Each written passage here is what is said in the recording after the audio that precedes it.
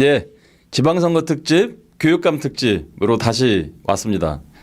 오늘로 6.3 지방선거가 D-30일이라고 합니다. 그래서 지금 서울의 민주진보 교육감 단일화 경선도 했고요. 그리고 또 홍재남 예비후보님께서는 단일화 방식에 문제가 있다. 그래서 민주진보 교육감의 단일화는 필요하지만 이 단일화 방식은 아니다. 그래서 또 이 단일화 추진위원회는 참여는 안 하셨습니다. 예. 그런데 이제 이 단일화 문제와 그리고 서울에 왜 민주진보 교육감이 꼭 필요한지 말씀하실 게 있다고 해서 오늘 또 어렵게 바쁜 시간 쪼개서 출연해 주셨습니다. 예, 홍재남 후보님 안녕하세요. 네, 안녕하세요. 예, 엄청 바쁘시죠? 네, 예. 이제 본선이 점점 가까워지니까 예. 점점 마음도 바빠지고 몸도 더 바빠지는 것 같습니다. 아, 예, 마음도 바빠지시죠, 진짜. 네, 네. 예, 그러실 것 같습니다. 네. 예, 그 다음에 또 함께 말씀을 나눠주실 황산 작가님 나오셨습니다. 예, 안녕하세요. 네, 반갑습니다. 예, 반갑습니다. 예, 이렇게 또 그 홍재남 후보님과 함께 말씀 나눠주시기로 네. 나오셔서 정말 고맙고 반갑습니다. 네. 예, 바쁘신데 이렇게 시간 내주셔서요. 예. 그럼 먼저 저희가 홍재남 후보님은 그래도 몇 번 뵀으니까 네. 그렇죠. 예. 아, 황산 작가님은 오늘 저희 스튜디오에 처음 나오시는데요. 네. 간단하게 황산 작가님 자기 소개 좀 부탁드리겠습니다. 저는 작가입니다. 그 인문학을 연구하는 사람이고요. 지금 종로에서 하는 그 종로 인문학당 학장으로 다양한 강의와 프로그램 하고 있고 시민사회 쪽에서는 강동노동인권센터 예. 이사로서 지역 노동운동 예. 하고 있고 사단법인 민주시민교육의 전당 시민과 미래라는 그 단체가 있는데 예. 거기서 작년까지 이사장을 했습니다. 이사장이요? 네. 그리고 최근에 인문예술 서울시대라는 큰 단체를 만들었는데 거기 상임 대표로 제가 선임되었고요. 평생 활동가로 살아왔어요. 제가 홍재남 그 후보자를 지지하는 사람도 아니고 잘 모르는 분이에요. 그러시군요. 그런데 민주시민교육이라는 네. 민주주의가 어떻게 되어야 하느냐는 그 부분에 있어서 견해가 일치하거나 또 연결되는 지점이 있어서 예. 요청을 받았을 때 수락을 했어요. 아, 예, 그러시군요. 예. 감사합니다. 민주시민교육의 전당, 시민과 미래 전 이사장, 네. 현 이사. 예, 그러시군요. 아, 네네. 네. 반갑습니다. 그러면 이제 본격적인 질문을 좀 드려야 되는데요. 예. 2016 서울 민주진보 교육감 단일화 추진위원회가 네. 그 단일화 경선을 했어요. 그리고 몇 가지 그 문제가 좀 생겼고 네. 그거에 대해서 이제 해명도 좀 했잖아요. 네. 그거에 대해서 그 홍재남 예비후보님께서는 내가 처음부터 제기했던 문제들이 그대로 드러났다. 예, 이렇게 이제 말씀을 하셨는데요. 그게 무슨 말씀이신지 좀 간단하게 설명 좀 해주십시오. 네. 경선이 끝났는데 이게 끝났다고 말할 수 있는 건가 싶은 상황이 지금 벌어지고 있죠. 그래서 아마 오늘 결정이 난다 그랬는데 단일 후보라는 명칭을 쓸 수 없다. 이렇게 지금 저거를 정지를 시키는 그런 신청을 했고 한 후보가 가처분 신청 했고 제가 한 건 아니고요. 예. 아마 강신만 후보 쪽에서 한 것 같은데 예. 그래서 오늘 결정이 난다고 하더라고요. 그 가처분이요? 네네. 아무튼 그 정도로 지금 이게 단일화가 된 건가 안 된 건가 굉장히 예. 분란이 많잖아요. 그렇군요. 사실 저는 처음부터 이럴 거라고 생각을 했습니다. 예. 왜냐하면 지난번 보궐선거 때는 짧았거든요. 한 달 사이에 쫙 벌어진 일이어서 질적으로는 같은데 이 시간이 짧으니까 굉장히 빠르게 진행돼서 문제가 덜 드러난 거겠죠. 예. 근데 본질은 같아서 저는 처음부터 이런 문제점에 대해서 문제 제기했었고 지금 제기되고 있는 뭐 대납이라든가 신문 확인이라든가 여러 가지 문제들 심지어는 명의 도용까지 해서 다 이런 문제들이 그때도 똑같이 있었거든요. 검증하는 시스템이 없으니까. 예. 그런데 그때는 쭈루루 지나가서 제기가 안 된 것뿐이고 그래서 사전에 이거를 문제 제기했고 방안이 있느냐. 라고 질의했으나 대답을 받지 못했고 예. 그래서 제가 고심 끝에 참여를 저는 못한 겁니다. 예, 그 문제 때문에. 네네. 예. 그 황산 작가님께서는 아까도 그 민주시민교육 네. 말씀하셨는데 네. 이 민주시민교육 차원에서 지금 이 사태 어떻게 보십니까? 제가 큰 관심이 없었는데 사고가 네. 터지고 나서 사고가. 뭐 발생할 수 있는 일이 일어났구나라고 생각했는데요. 뭐 제가 사적인 견해에 의하면 그 민주주의의 절차나 경선 혹은 예. 경쟁의 과정 자체가 지니는 그 기반성에 대해서 문제의식을 갖고 있는 사람이에요. 예. 그러니까 이게 이제 한 후보자나 어떤 뭐 교육가가 개인의 선택을 둘러싼 논쟁의 문제가 아니고 민주주의의 규칙이 어떻게 돼야 되느냐, 뭐 그걸 이제 보여준다는 면에서 이 구조의 문제라고 봐요. 예. 저는 이제 후보자님의 선택의 깊은 내면의 동기는 모르겠지만, 경선 참여를 거절하는 자체가 민주주의거든요. 예. 그렇죠. 그러니까 민주주의 절차가 왜곡될 수 있다는 거 알고 나 못하겠다. 이 규칙 자체를 거부하고 거기에 대해서 이의를 제기하고 질문하면서 바꾸자고 하는 것 자체가 민주주의의 가장 그 출발점이고 저력이 된다고 생각해요. 예. 그래서 참여이든 불참이든 이거는 민주주의의 일부다. 그래서 뭐 참여가 미덕이고 뭐 민주 진보라는 이름 아래에서 불참하는 것은 뭐 나쁘다 이런 식으로 얘기하는 건 엄청 유치한 거예요. 아주 저질스러운 거. 예. 그러니까 인문학적으로 딱 말하면 다수의 압력이고 집단주의죠. 그게 무슨 민주주의예요. 예. 그래서 민주시민 교육의 관점에서 본다면 함께 하자고 하기 이전에 스스로 판단하고 동의하지 않을 권리가 전적으로 주어져야 된다는 거죠. 예. 그래서 제 개인적인 견해는 이 공정성의 붕괴 가능성을 예측하고 선택했다면, 또 예. 거기에 상당히 입증되었다면 이런 문제의식을 우리나라 교육감 선거 과정 절차에 대해서 깊이 숙고하고 연구해서 좀 발전할 수 있는, 진화할 수 있는 문제를 제기한 의미 있는 사건이다. 하나의 그 은유라고 생각해요. 은유. 예. 은유란 말이 좀 조심스러운데, 요 사건을 통해서 그 보이지 않는 것을 드러낸다는 차원에서요. 그래서 예. 민주주의가 더 많이 동원해야지, 조직력이 더 세워야지, 힘센 놈이 잡는 거야, 이런 메시지를 교육감 선거에서 던진다는 거는 좀 아닌가요? 그런 것 같습니다. 네, 사적인 견해입니다. 예. 예. 황 작가님의 사적인 견해 너무 공감이 갑니다. 감사합니다. 그렇게 또 해석을 해주시니까 쉽게 이해가 갑니다. 예. 그다음에 그 단일화 경선 과정 더 얘기 안 할 수가 없는데요. 시민 참여단을 모집해서 투표를 했지 않습니까? 네. 유권자의 뜻이 제대로 반영되는 그런 민주주의 관점에서 이게 문제가 좀 있다, 그잖아요. 그렇게 말씀을 하시는데 도대체 그러면 핵심 문제가 뭐냐? 지금 말씀을 작가님께서 좀 해주셨어요. 근데 그 중에서 정말 이거는 핵심이다. 이게 이것 때문에 결정적으로 문제다. 이런 게 좀 있을까요? 네. 일단 이 대답 드리기 전에 역시 인문학자셔가지고 예. 제가 머릿속에만 생각했던 것들을 딱 말씀을 해주시니까 예. 너무 막 속이 시원한 거. 감사합니다. 감사합니다. 네. 예. 사실 제가 들어가지 않겠다고 이제 했을 때 엄청 많은 비난을 받았다고 생각합니다. 전 비판이 아니라 비난을 받았는데요. 우리를 폄훼하는 거냐, 그 다음에 우리의 정통성을 부정하는 거냐, 너는 분열주의자냐, 이런 그런 비판을 많이 받아서 사실 제가 밖에 있으니까 편안한 것이 아니고 그만큼 또 감당한 것이 많았습니다. 근데 그런 우여곡절을 거쳐왔는데 결정적으로 제가 생각한 문제는 뭐냐면, 이 민주주의라는 것은 사실 많은 어떤 국민들 또는 뭐 주권자들, 유권자들의 그런 뜻이 반영돼야 되는 것이 저 민주주의의 기본 개념이라 생각을 하거든요. 가장 중요한 지점이고, 그런데 지금의 이 경선 방식은 조직동원하는 방식이죠. 예. 자기 조직동원하는 방식. 그래서 뭐 온갖 혈연, 지연, 학연 뭐 다 해가지고 이념도 상관없습니다. 어쨌든 나를 찍어줄 사람. 면 다 동원해서 이 사람들이 표를 찍게 만드는 방식이어서, 말은 이게 뭐 시민 참여단이라고 하지만 사실 시민이 참여하는 것이 아니다라고 저는 생각하거든요. 사실 극히 일부 이번엔 3만 명이라고 했지만 유권자에 비하면 엄청 작은 수잖아요. 서울 유권자에 비하면. 아, 그렇죠. 지금 유권자가 한 700만 가까이 되니까. 예. 그런데 그 사람들이 이 사람을 결정해서 단일 후보로 만들면 사실 단일 후보로 되는 순간 교육감으로 가는 길이기도 하거든요.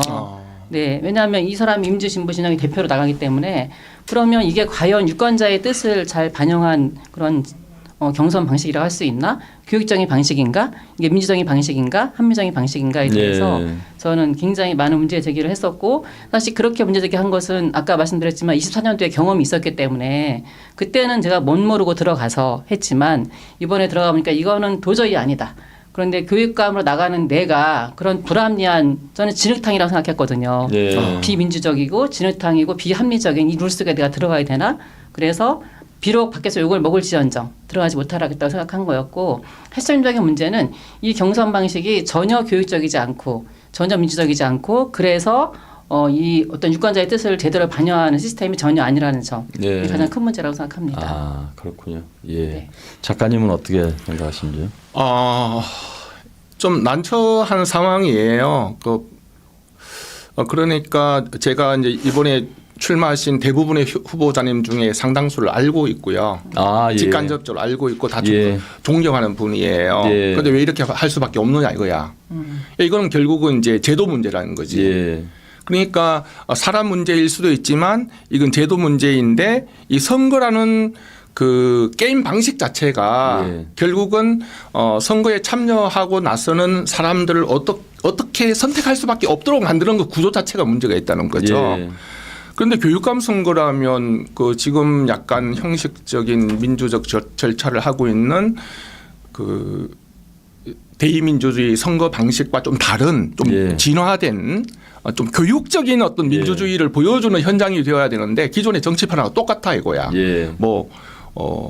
이제 세력 대결, 예. 조직 동원, 예. 그다음에 합의라는 어떤 그 합의란 거 있잖아요. 예. 이거 현대 정치 철학에서 가장 비판받고 있는 거예요. 예. 합의가 뭐냐 하면 결국 세력이 비대칭 상태에서 합의를 하고 미국하고 지금 이란하고 합의를 한다거나 또 뭐 강대국 제국하고 약소국이 합의를 하면 결국은 이쪽에서 유리한 룰이 결론 날 수밖에 없거든요. 그렇죠. 게임의 그렇죠. 룰을 그렇게 정하게 되기 때문에 네. 결국 세력의 비대칭을 전제로 해서 더 많은 조직력을 동원할 수 있고 더 많은 돈을 가지고 있고 더 많은 정치 세력을 뒤에 업고 있는 사람이 합의라는 방식으로 결국은 이길 수밖에 없는 기울어진 운동장이란 거죠. 예. 그래서 그런 면에서 저는 질문을 좀 바꿔야 된다라고 생각하고요. 그러니까 정치적인 조작의 가능성들이 항상 쉽게 개입할 수 있고 결국은 세력 게임, 파워 게임이 될 수밖에 없고 뒷거래의 역량에 의해서 선거 결과가 좌우된다면 교육감 선거판이 기존의 그 저속한 선거판, 정치판하고 차이가 뭐예요? 예. 저는 그런 부분 마음에 안 들어요. 네. 예. 아, 교육적이지 않다. 예. 예. 예. 얘기하고 싶었고 합의란 것이 그러니까요. 허울만 있지만 예. 사실은 이미 끝난 게임이다. 그러니까요. 네, 그런 예. 느낌이 드는 거죠. 네. 그러니까 결국은 힘이 예. 네, 힘의 힘이 논리가 작동하는 구조. 작동되고 있는 그 구조일 뿐이다. 예. 그러니까 이제 교육감이라고 한다면 교육 주체들이 참여해야 예. 되고 학생들의 의견도 반영해야 되고 또 기존의 교육 정책에 대해서 또 비판할 수 있어야 되고 예. 또 학부모하고 특히 교사 주체들이 자기들의 의견들을 충분히 얘기할 수 있는 구조가 되어 있어야지 교육감 선거인데 예. 시민들이 다 한다는 개념은 저는 아직 이해가 안 돼요. 네. 예. 시민 지금 참여단 특히나 교사의 정치 기본권 때문에 네. 교사가 발언하지 못하는 네, 네. 그런 근본적인 또 교사는 전혀 예, 참여를, 법적인 네. 문제도 네. 있는 거죠. 근데 그게 그 법적인 문제뿐만 아니라 그죠? 말씀하신 대로 학생 발언도 안 되고 학부모도 안 되고 그 시민도 말하자면 동원된 힘의 논리가 작동하는 그런 시민이었다. 예, 이해됩니다. 예, 그 다음에 이제 그러면은 결국은 이 선거 제도, 경선 제도, 특히나 이제 교육감과 관련해서는 그런 견해를 이제 갖고 계시잖아요. 예, 선거 민주주의, 대의제 민주주의에 대해서 말씀 좀 해주시죠. 제가 그 이사장으로 일을 했던 예. 그 시민과 미래라는 예. 단체가 직접 민주주의 운동을 하는 단체예요. 아 그러시군요. 그러니까 직접 민주주의가 뭐냐? 간접 민주주의, 대의제 민주주의, 예. 형식적 민주주의가 그동안 불가피했지만 예. 민주주의가 추구해야 될 가치를 다 담고 있지 못한 예. 한계가 있는 제도란 예. 거죠. 사실 뭐 세계 곳곳에서 민주주의의 이름으로 선거라는 합법적 절차를 통해서 파시즘 계속 등장하고 있죠. 그렇죠. 또 선거 끝나고 나면 이 대표들이 정치 엘리트하고 관료 집단들이 사실상 과도 지배하고 있고 자기들 마음대로 자기들 특권을 누리잖아요. 예. 또 결국 선거 게임을 해야 되기 때문에 사회를 극단적으로 양분시켜서 적대적인 정치를 할 수밖에 없어. 사회적 갈등을 오히려 부추기는 거죠. 부추기는 것이 자기들의 전략이 되어야 되고 소명이 되어야 되고 예. 생리가 되는 거죠. 예. 그리고 선거를 하나의 이벤트로 만들어서 시민들을 어떻게 보면 관객으로 주권자가 아니에요. 예. 관객으로 만드는 그걸 반대하는 게 이제 직접 민주주의인데 서구 정치 철학자들이나 또 정치학자들의 경우에는 지금 수백 년간 지속된 근대 민주주의는 예. 이미 수명을 다했고 예. 한계에 부딪혔다. 예. 그래서 직접 민주주의적인 요소를 강화해야 한다는 게 예. 기본 추세예요. 예. 한국에도 이제 상륙을 했죠. 대의제를 폐기하자는 건 아니지요. 예. 아닌데 시민들이 법안을 제출할 수 있어야 되고 또 대표자를 쭉 모든 걸 다 맡기는 게 아니라는 거예요. 투표자들이 주권자들이 언제든지 이 확실한 그 불법이나 오류가 있을 때에는 소환하여 예. 끌어내릴 수 있는 권한이 있어야 되죠. 예. 그리고 참여 예산이라든지 시민의회라든지 뭐 다양한 어떤 대안들을 그 지금 요구하고 있고 그걸 반영하는 국가들이 늘어나고 있어요. 예. 이재명 정부도 약간 그런 개념은 있는데 진정성이나 철저성은 없는 것 같아요. 아, 예. 어쨌든 그런데 교육감 선거라고 한다면 교육 현장에서는 직접 민주주의 요소를 좀 더 많이 할 수 있어야 되고 또 학교 커리큘럼 안에도 민주시민 교육이라는 그 과정이 있다고 들었거든요. 그래서 이런 과정을 통해서 우리 사회의 그 민주시민 교육과 직접 민주주의 담론이 이제 확장되고 예. 우리 사회가 그 형식적인 어떤 가짜 민주주의 또 민주주의 제도의 어떤 그 약점들을 예. 보완하고 보다 성숙해 나가는 계기로 삼는 것이 좋지 않을까 예. 그렇게 생각합니다. 예. 네. 이해됩니다. 예. 네. 후보님은 예. 네, 저도 이번에 이제 이 경선 그 단일화 추진에는 안 들어갔지만 어쨌든 예비 후보 이제 등록하고서 열심히 계속 밖에서 시민들 만나고 예. 여러 가지 일을 해왔는데요.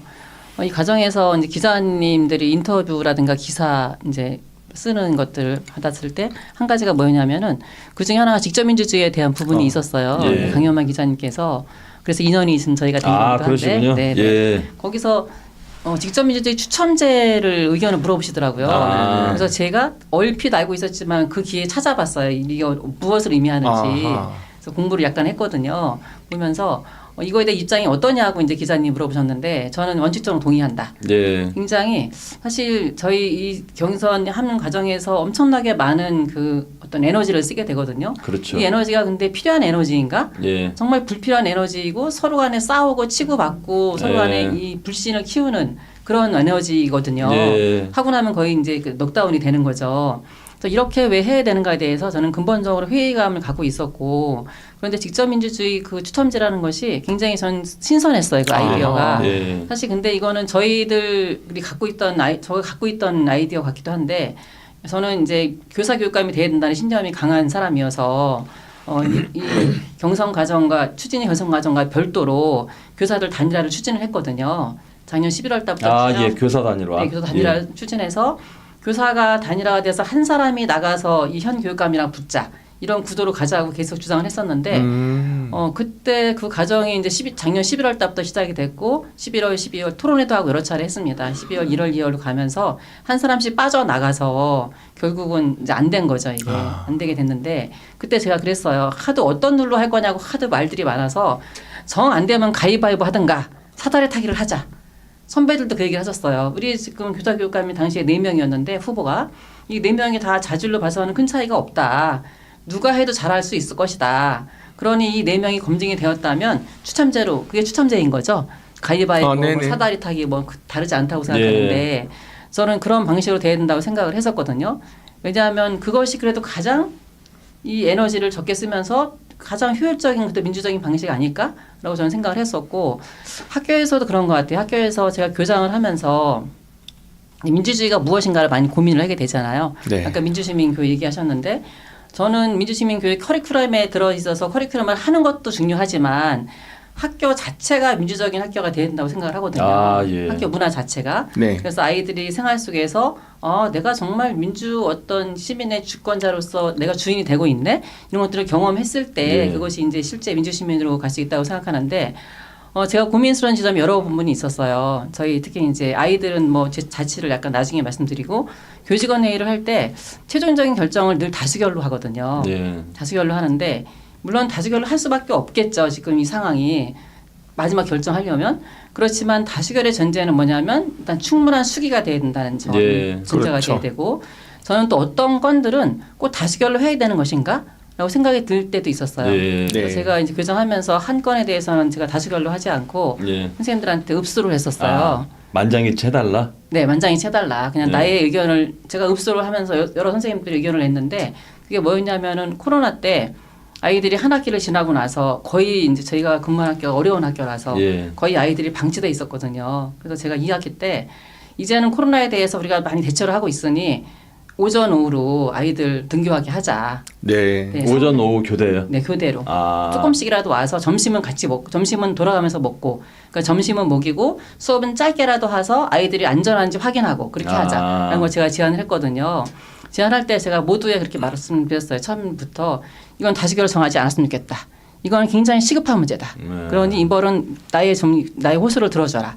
라고 얘기를 했었고 그래서 선생님들이 또 여러 선생님들이 같이 이제 호응하는 분들이 계셨고 결과적으로는 선생님들이 다 마음에 들진 않았지만 그렇게 합시다라 해서 다수결이 아니고 그냥 들어주는 방식으로 갔거든요. 저는 때로는 어떤 시급한 상황이라든가 꼭 필요한 부분에 대해서는 이렇게 전체적으로 만장일치라고 해야 될까요? 뭐라고 해야 될까요? 이 용어를 어쨌든 그런 방식으로 하는 것이 진짜 민주주의 정신에 맞는 것이 아닌가라고 생각을 하고 있습니다. 네. 그렇게 사례를 들어서 말씀하시니까 또 이해가 쉽네요. 네. 그 추첨에 대해서는 제 나름의 견해가 있는데요. 가위바위보 하고 그다음에 사다리 타기라고 얘기하니까 이 추첨이라는 신성한 제도에 대해서 뭔가 약간 그 가치가 떨어지는 느낌이 드는데 오해 소지가 좀 있을 수 있습니까? 네, 첫째 이제 추첨이 그 고대 그리스 민주주의에서 기본적인 방법으로 실행했던 역사적 사례들이 있어요.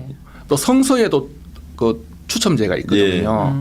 이게 뭔가 하면 권력자나 힘센 놈이 다 먹는 걸 방지하는 제도야. 기본적인 어떤 일정한 정도의 시민들의 지지를 받는 여러 후보자가 있을 경우 올려놓고 제비를 뽑는 거예요. 예를 들면 교육감 선거 경우에는 최소 한 몇천 명 이상의 뭐 지지자나 이제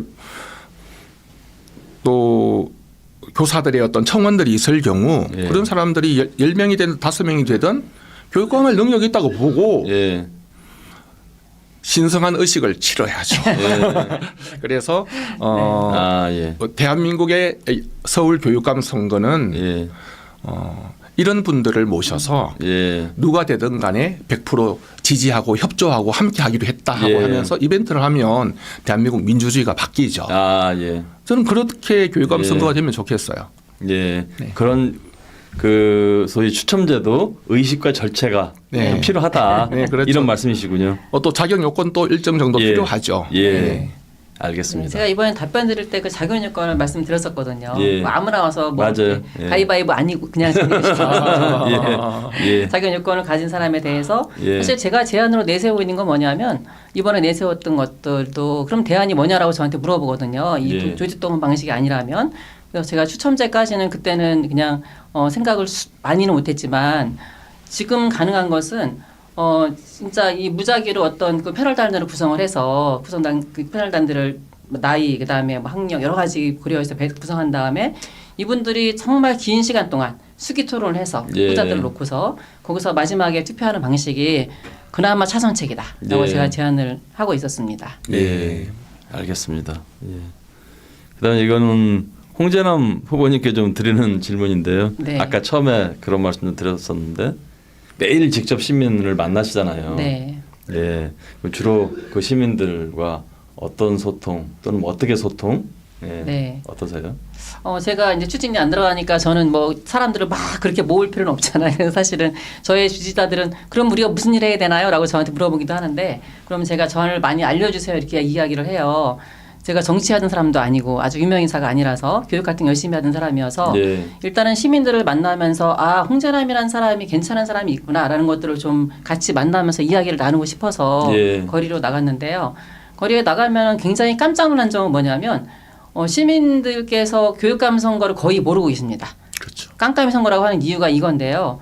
이번에 교육감 선거도 해요? 많이 예. 하시는 말씀들. 예. 그리고 제가 이제 파란 옷을 주로 입고 나가죠. 민주신문을 이제 포시하기 위해서 번호가 없으니까. 그러면 제가 명함을 드리면 명함 아끼세요. 안 받아도 돼요. 무조건 1번 찍을 거예요.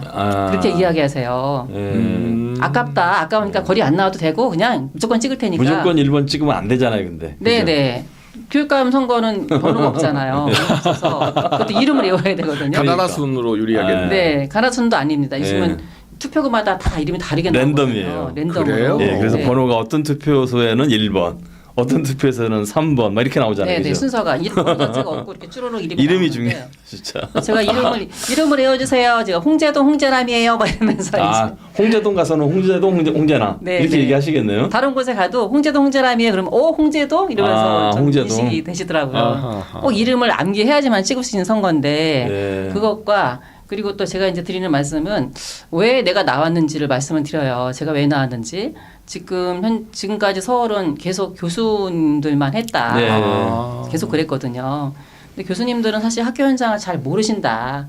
지금 정문식 교육감님도 마찬가지로 평생을 대학에서 아이들 가르치시다가 정년퇴직 하시고서 오신 분이거든요. 이런 분이 어떻게 유초등등 교육을 알겠느냐. 그렇게 말씀드리고 뭐 1년 반 동안 하셨지만 저는 1년 반 동안 이 속속들이 알 수 없다고 생각합니다. 예. 그래서 꼭 교사 교육감이 학교에서 온갖 이 여러 가지 일을 겪으면서 왜 이 학교 개혁이 필요하고 혁신 학교가 필요하고 혁신 교육이 필요한지를 절박하게 느끼고 있는 예. 정말 마음 절절히 느끼고 있는 사람이 가야지만 이 서울 교육을 제대로 만들 수 있다는 것들을 말씀드리고 있습니다. 예.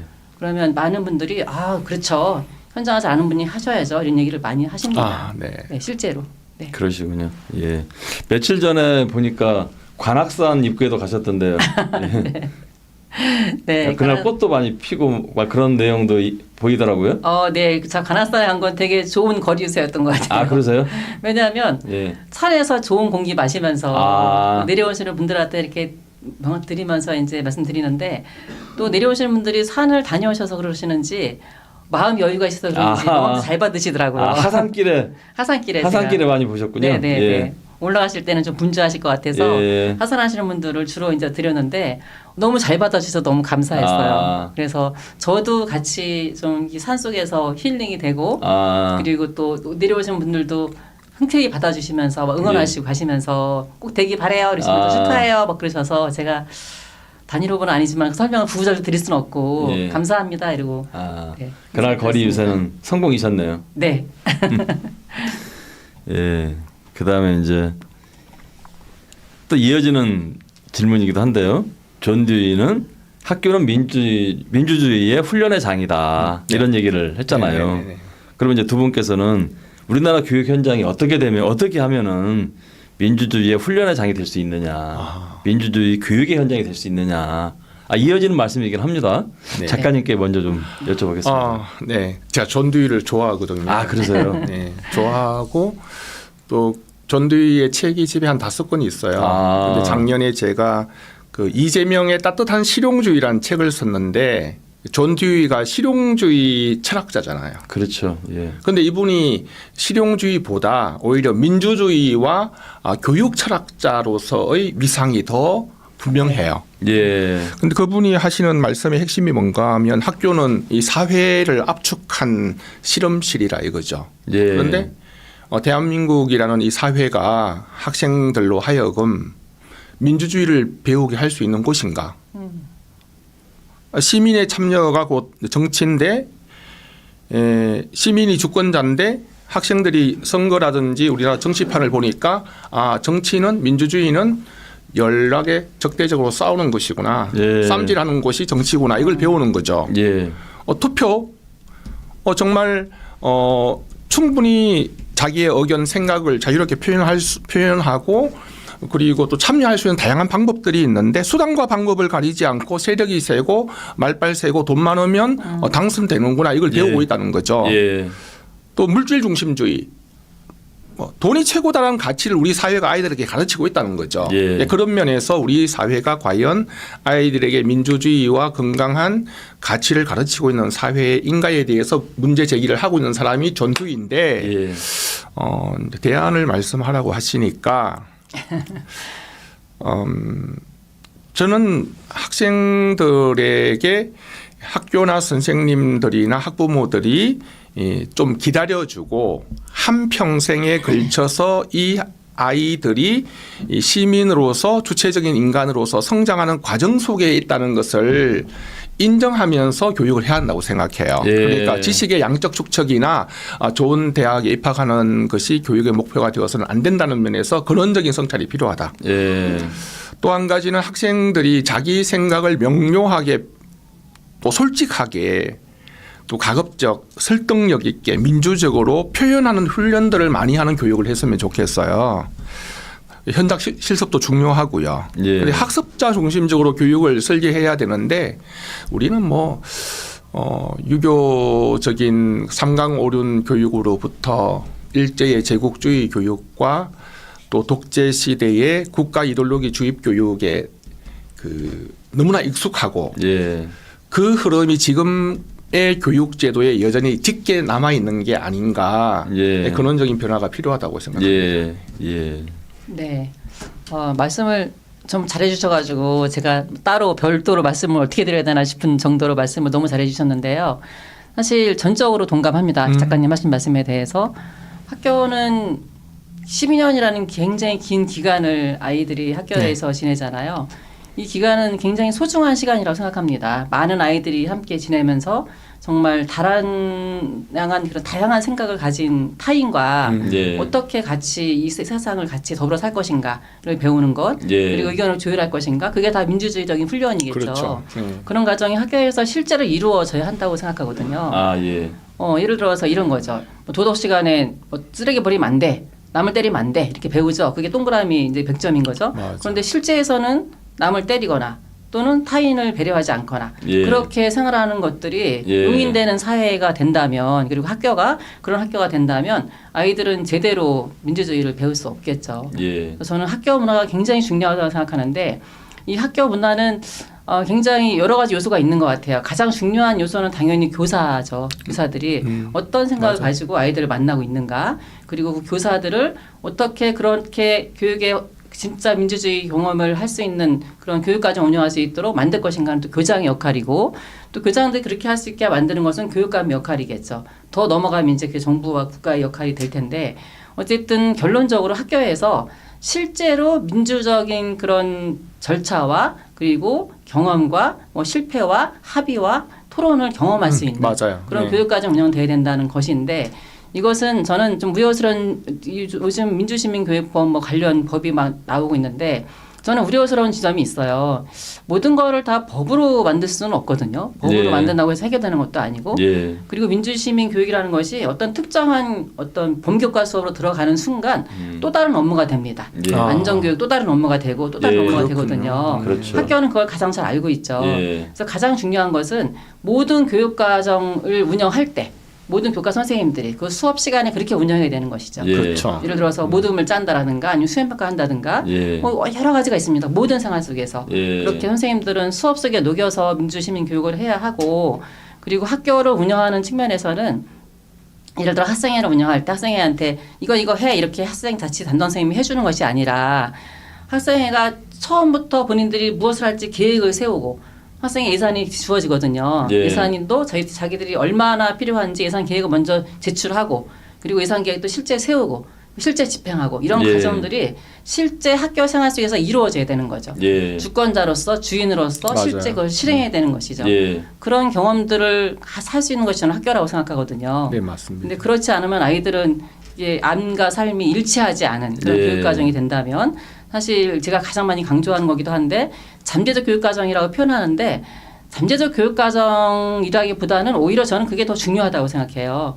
우리가 학교에서도 그렇잖아요. 우리 학교 생활을 되돌아봐도 기억에 남는 것은 교과 수업 시간에 받은 지식인가? 별로 기억이 안 남죠. 예. 맞아요. 근데 학교에서 인상적인 장면들이 기억에 남아 있거든요. 맞아요. 그렇죠. 네. 네, 교사한테 혼났던 거 아니면 칭찬받았던 예. 거라든가 예. 사실 맞아요. 그것이 아이의 인생을 바꾸는 것이기 때문에 저는 학교 생활 속에서 그렇게 아이들이 실제로 민주주의를 경험할 수 있고 체험할 수 있는 그런 교육이 이루어져야 하는데 지금 우리는 어려운 점이 있죠. 우리는 모의 투표도 어렵거든요. 맞아요. 예. 네, 지금 말씀 들으면서 생각나는 네. 게 있는데 존 듀이가 강조한 게 이제 체험이 곧 교육이다. 예. 또 민주주의를 학교에서 경험해야 한다. 예. 뭐 그런 걸 강조했는데요. 경기도의 혁신학교의 교장으로 은퇴하신 분이 그 제가 진행하는 인문학 그 강좌에 몇 년간 참여하신 분이 있어요. 예.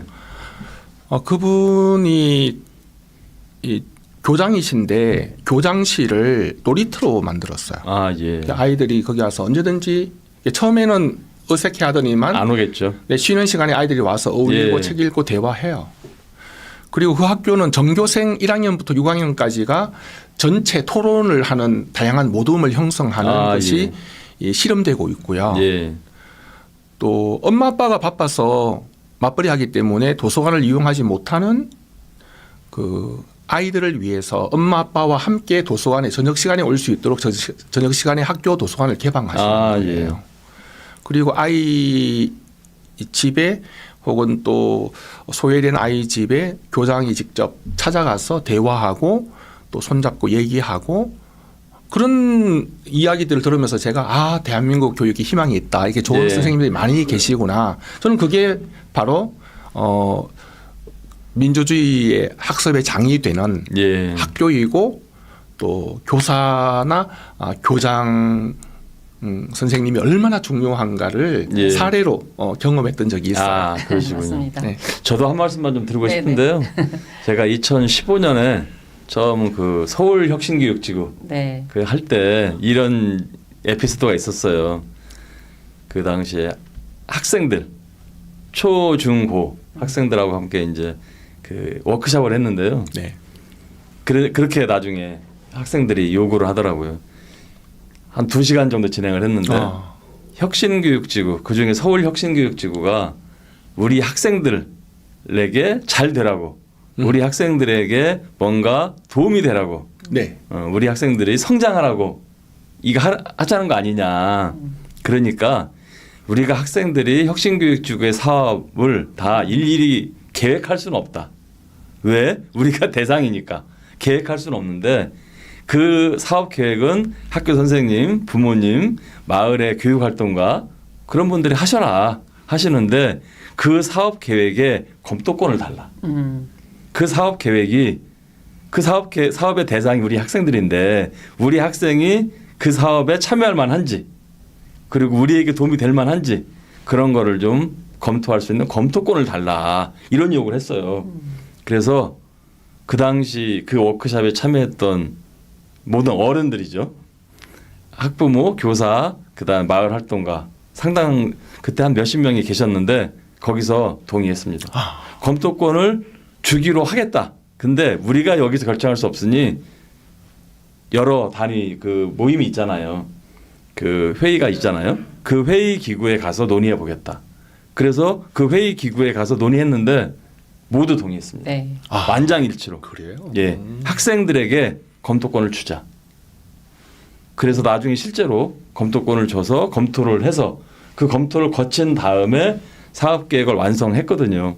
그랬더니 그 이후에 그 학생들이 소위 평가, 모니터링 이런 걸 정말 열심히 하더라고요. 맞아요. 예, 그래서 확실히 요즘은 뭐 자기결정권이라는 얘기를 많이 했잖아요 한동안. 네. 그 자기결정권이 매우 중요하구나. 그리고 그 자기결정권이 실제로 작동됐을 때 효능감이 생기는구나. 이런 걸 좀 느꼈습니다. 예, 바로 그런 면에서 예. 우리나라 교육이 희망이 없느냐? 아니다. 아 있습니까? 있죠. 예. 교육감 선거 절차를 통해서 민주주의적인 제도가 지닌 한계가 노출되었지만 예. 지금 교육부 장관님이나 교육위원장님이나 각 지역의 교육감이나 예. 또 선생님들이나 교사들이나 학생 자체들의 어떤 그 감각 자체가 예. 우리 사회가 정말 사회적 합의를 이루어서 건강한 교육 생태계만 이루어내면 우리나라 교육을 많이 발전시킬 수 있고 민주주의의 초석을 바꿀 수 있는 우리나라 역사에서 과거에 없었던 시대라고 생각하거든요. 지금 예. 정부의 기조까지 포함해서. 예. 그래서 저는 지금 좋은 때라고 생각해요. 예. 그래서 우리 홍재남 의원님 후보자께서 제시하신 그런 이슈들까지 포함해서 예. 깊은 수기들과 담론들이 전개되면 좋겠다라는 의견이 네. 저희 시민으로서 예. 과거의 학부모로서 저 학교 예. 운영위원장도 했던 사람이에요. 아, 예. 그래서 말씀드리고 싶어요. 예. 아, 네. 너무 희망. 좋은 예. 너무 좋은 미담이에요. 예. 그러니까 저는 희망을 사실 좀 갖고 가면 예. 좋겠습니다. 학교에서 희망을 이제 말씀하셔서 제가 가장 크게 열정적으로 사실 희망을 받던 부분은 혁신학교거든요. 예. 2010년부터 해서 저는 쭉 혁신학교 이제 혁신부장부터 혁신학교 교장부터 해서 쭉 해왔는데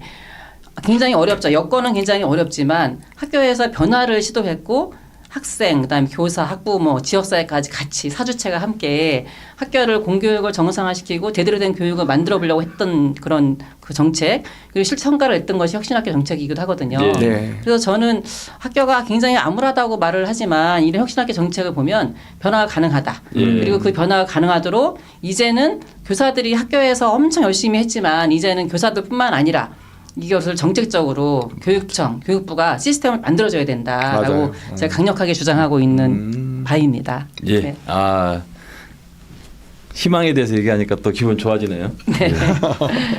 그다음에 그 지난주 국무회의 때 네. 수학여행 현장 체험 이거 말씀하셔서 이게 좀 이슈가 됐는데요. 아, 네. 공교롭게도 홍재남 후보님께서 한겨레 왜냐면 네. 그 코너에 지난 3월에 네. 이 칼럼을 쓰셨더라고요. 네, 네. 예, 그 내용 좀 설명 좀 해주시죠. 네. 사실 칼럼 쓴 거는 작년 3월에 쓴 거거든요. 아 이게 작년 3월 네, 아 네. 그렇군요. 지난 3월이 아니고. 네, 네. 예. 저는 뭐 학교에서 이제 뭐 교사, 교장 뭐 쭉 하면서 체험 예. 학습이 얼마나 중요한지를 누구보다 잘 알고 있죠. 그러시겠죠. 그래서 제가 칼럼에도 썼지만 교장할 때도 정말 그 코로나 시기였는데 코로나 시기 3년을 제가 교장을 거쳤는데 아 그러시네요. 네 그때도 체험 학습을 최대한 보냈습니다. 아 그래요. 네네. 그래서 갔다 오신 선생님들이 다른 때는 막 가면 복잡해서 저기였는데 우리밖에 없으니까 너무 좋다. 아. 아이들이 한가롭게 보고 오고 물론 당연히 방역 조치를 하고 갔지만 예. 그 선에서 최대한 보냈거든요. 그래야죠. 그렇게 했을 때 아무런 문제도 없었고 아이들이 갔다 와서 더 좋았는데 사실 선생님들은 체험학습 굉장히 중요하게 생각해요. 왜냐하면 체험학습은 단순히 놀러 가는 것이 아니거든요. 그렇죠. 굉장히 중요한 교육 과정이죠. 아까 예. 체험 교육 말씀하셨지만 존중이 언급하시면서 그래서 학생들이 머리로만 지식으로만 배우는 것하고 실제 가서 보고 감각적으로 여러 가지를 경험하고 느끼는 것들은 천지 차이거든요. 그럼요. 그런 측면에서 체험학습의 중요성을 부정하는 교사는 저는 없다고 생각합니다. 예. 맞아요. 제가 이번에도 입장문을 냈지만 그 대통령님께서 그렇게 말씀하신 거는 체험학습의 중요성을 말씀하신 부분이죠. 예. 그런데 그것을 왜 교사들이 못하고 있는가에 대해서는 저는 잘 모르고 계신다고 생각하거든요. 네, 교사들은 체험학습을 굉장히 중요하게 생각하고 하고 싶어합니다. 예. 교사들을 가로막는 것이 크게 두 가지가 있죠. 예. 네, 첫 번째는 행정적인 업무가 너무 과도한데 아. 그것까지는 견딥니다. 왜냐하면 예. 필요하기 때문에. 예. 근데 절정적으로 이 체험학습이 확 무너진 이유가 뭐냐면 지금 81% 교사가 못 가겠다고 하고 있거든요. 그래요. 저도 제가 교장이라면 지금은 좀 글쎄 이런 생각이 들 것 같아요. 무조건 나가라고 하기는 어렵다. 네네네. 예. 왜냐하면 어떤 일이 생겼을 때 그 대표적인 게 작년에 이제 11월달에 속초에서 있었던 교사에 대해서 형벌이 그 법원 그 내려졌는데 교사한테 유죄를 인정을 했어요. 예. 물론 마음 아픈 일인데 체험학습 수학여행 갔다가 학생이 차에 후진하는 차에 치여서 사망을 했거든요. 근데 그 책임을 온전히 교사가 다 져야 한다면 예. 네. 네 뭐가 그래요? 과실치사. 가실치사로 해서 예. 수학 아니 소풍이죠 그때. 수학여행 소풍. 간 그게 거. 왜 수학여행이네. 교사한테 책임이 있어요? 운전자한테 책임이 있는 거지. 운전자에게도 책임을 물었는데 교사에게도 관리 책임으로. 책임을 물은 거죠. 네. 예. 그런 상황이어서 이런 책임이 좀 한두 개가 아니거든요. 사례들이. 그러니까 교사들이 점점 사실 생존권을 걸는 상황이 되는 거잖아요. 교사들이 이제 그렇죠. 그런 가중한 처벌을 받게 그렇죠. 되면 그렇게 처벌을 받으면 퇴직을 해야 되거든요. 네. 당연 퇴직이 되니까 그죠? 네네. 예. 그 현장 학습에 대해서 저도 좀 말씀드리고 싶은 예. 게 있는데 그 미국이나 이제 서구 유럽 쪽에는 현장 학습을 엄청 소중히 여기거든요. 네. 그렇죠. 소중히 여겨서 교과 과정의 일부로 예.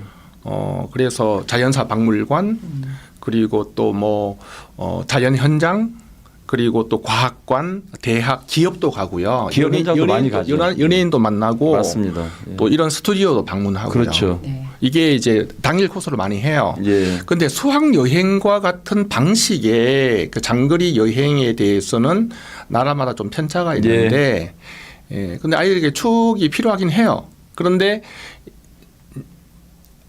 교육 과정으로서 하는 것이 저는 좋다는 생각이 꼭 수학 여행을 고집할 필요가 있는 게 사적인 견해예요. 아, 예. 네네. 왜냐하면 사고나 이제 문제가 발생했을 때에 그 법적 리스크가 크잖아요.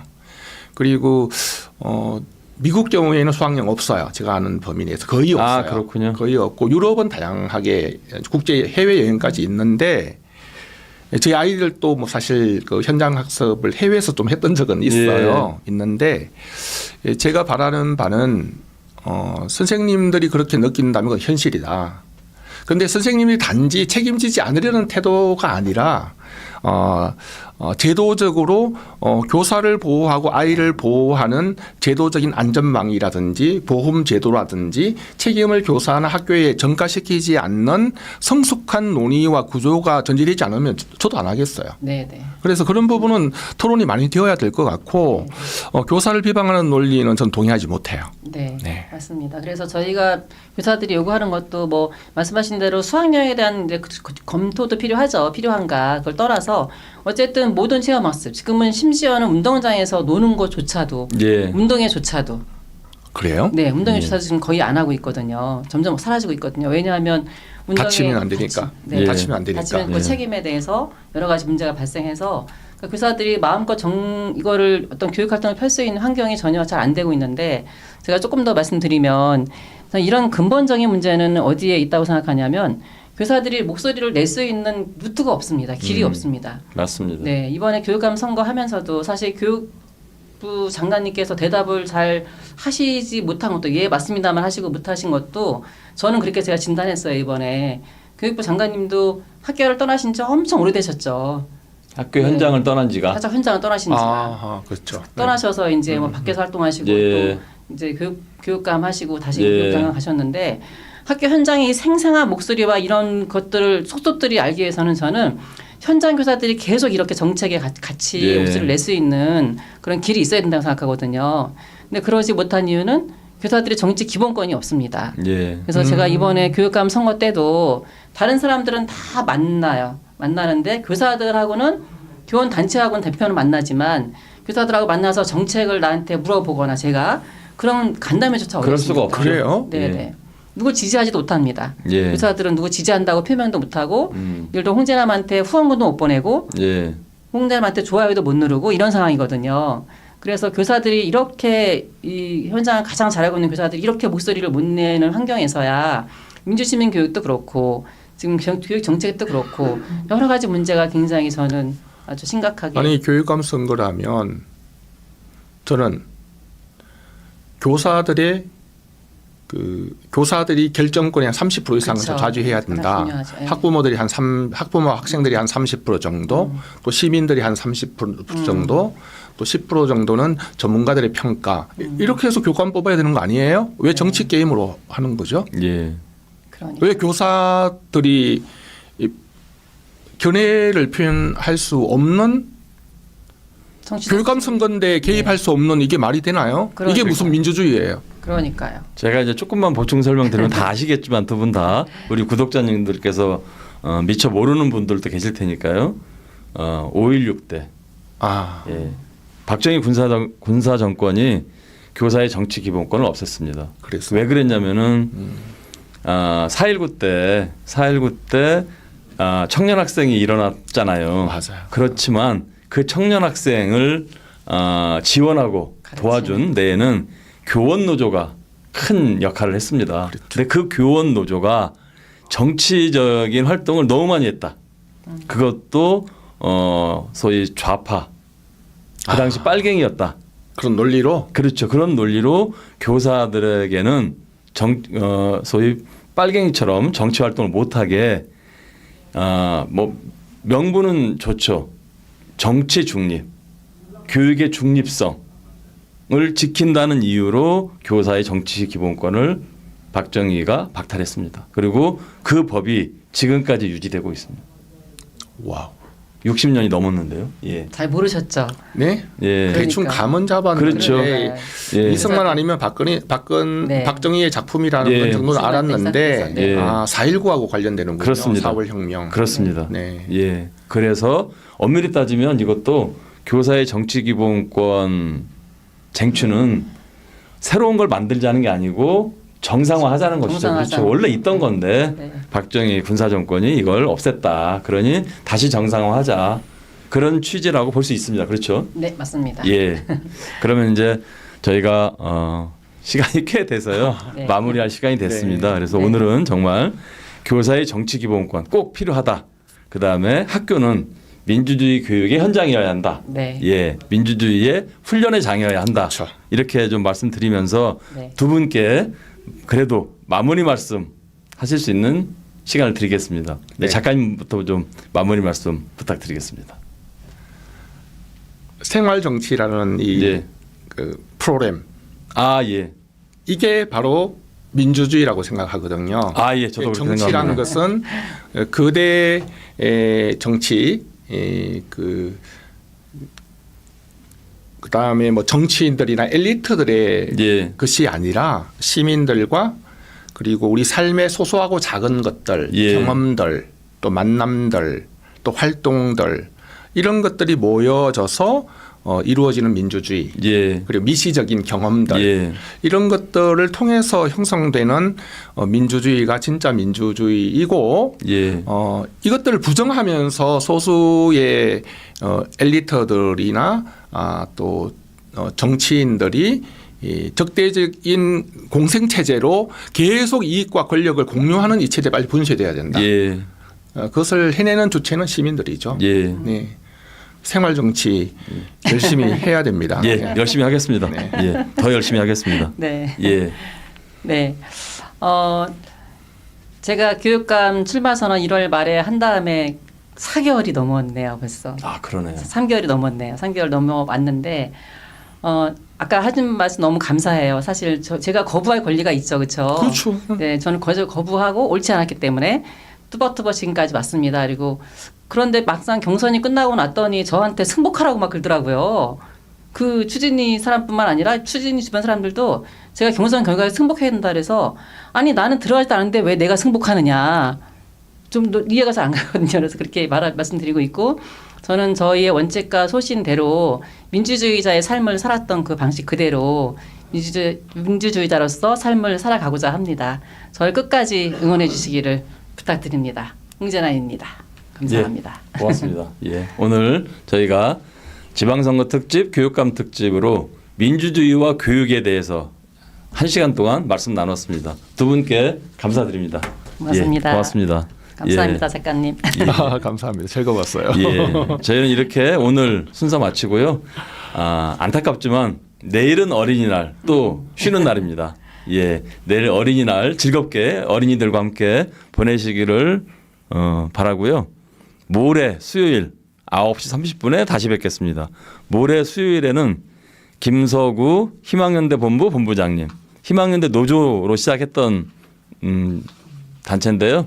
여기서는 그 아까 우리 1부 때 말씀드렸던 것처럼 노동절과 관련된 소위 비정규직 노조, 플랫폼 노조, 그 노동조합 활동에 대해서 얘기를 나누겠습니다. 그 다음에 3부에서는 이주영 어린이문화연대 대표님 모시고 내일 어린이날이지 않습니까? 어린이날의 유래, 역사, 그리고 현재의 어린이날 운동에 대해서 말씀 나눠보겠습니다. 예, 모레 뵙겠습니다. 고맙습니다. 저는 소년 노동자였고 지금도 그 노동자의 이름이 자랑스럽습니다. 그래서 근로자의 날이 아니라 노동절이라는 제 이름을 찾은 오늘이 더욱 각별하게 다가옵니다. 조금 전 우리는 다양한 노동자들의 목소리를 들었습니다. 직종과 세대, 성별은 비록 달라도 각자의 목소리에는 같은 꿈이 담겨 있습니다. 그 꿈은 소년공 이재명이 느꼈던 것과 결코 다르지 않습니다. 누구나 안전하게 일하며 나의 노동이 존중받기를 바라는 마음은 시대가 달라져도 상황이 바뀌어도 결코 변하지 않을 것입니다. 소년공 출신 대한민국 대통령으로서 막중한 사명감으로 노동자 여러분의 목소리에 화답하겠습니다. 저는 오늘 노동절을 맞아 국민 여러분과 노동자 여러분께 몇 가지 약속을 드리겠습니다. 첫째, 일터의 안전만큼은 결코 양보하거나 타협하지 않겠습니다. 노동자가 죽음을 무릅쓰지 않아도 되는 그런 정상적인 나라를 반드시 만들 것입니다. 대한민국의 그 어떤 현장에서도 생명과 안전보다 이윤과 성과를 앞세우는 일은 결코 있을 수 없습니다. 안전을 지키는 것은 비용이나 선택이 아닌 국가와 기업이 반드시 지켜야 할 최소한의 기본 책무라는 점을 분명히 하겠습니다. 둘째, 모든 노동자가 노동기본권을 누릴 수 있게 하겠습니다. 고용 형태와 일하는 방식이 다르다는 이유로 권리의 크기가 달라져서는 안 됩니다. 정규직과 비정규직, 원청과 하청, 플랫폼 노동자와 프리랜서까지 일하는 사람이라면 누구나 공정한 대우를 받고 보호의 사각지대가 생기지 않도록 각별히 살피겠습니다. 셋째, 노동과 기업이 함께 가는 상생의 길을 열겠습니다. 노동 존중 사회와 기업하기 좋은 나라는 양립할 수 없는 것이 아닙니다. 기업 없는 노동자도 없고 노동자 없는 기업도 없습니다. 친노동은 반기업, 친기업은 반노동이라는 이 낡은 이분법을 깰 때 우리는 비로소 더 나은 미래로 나아갈 수 있을 것입니다. 노동 존중은 단지 배려나 시혜의 문제가 아닙니다. 노동이 빠진 성장은 반쪽에 불과하고 결코 지속 가능하지 않습니다. 그렇기 때문에 노동이 있는 성장이야말로 곧 미래가 있는 성장입니다.